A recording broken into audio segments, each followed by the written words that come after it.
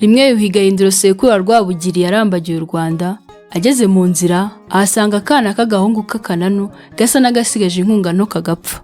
Akabonye agira impuhwe, abwira abo bari kumwe ati nimukanzanire. Barakazana, akabaza icyo gashaka kurya cyagakiza.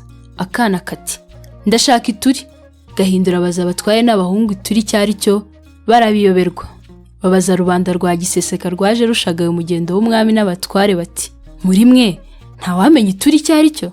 Havamo umwe ababwira ko ari ibihaza bicucumye mu bishyimbo. Ubwo Gahindiro amuha uwo mugabo bivuze, amuha n'abagomba kuzajya bamugemura ibishyimbo n'ibihaza. Uwo mwana yitwaga Migambi. Nyuma bararimukura bamwita Rugomba ituri, kuko Gahindiro akimutoragura ku nzira bamubaje icyo ashaka ati ndashaka ituri. Haciyeho iminsi wa murezi wa Migambi aragaruka abwira Gahindiro ati bigenze ne ko wa mwana wandagije none agiye kuzira ubworo.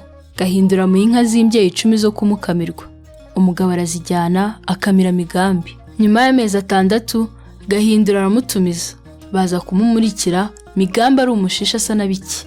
Aguma ubwo kwa Gahindiro, areranwa n'abana be, abyirukana nabo, arashakirwa, abyara Bisangwa. Uyu watwaraga urugo rwa Rwabugiri rw'Irubengera, agatwara n'umutwe w'umurangangoma wa Rwabugiri witwaga Ingangurarugo na barumuna bazo Inshozamihigo. Muri iryo murikwa rye rero abari baramubonye ari uruzingo baramuyoberwa barabaririza. Wa mugabo ati ese si wa mwana washakaga ituri? Bose baratangara bati amagara aramirwa ntamerwa. Nibwo imvugo ikwiriye ibwami no ku karubanda ihinduka umugani. Kuva ubwo rero baba babonye umuntu wigeze kuzazwa n'akaga, hanyuma agahembuka akadibika umubyibuho, bakamugereranya na wa mwana Migambi bati nimurorere amagara aramirwa ntamerwa.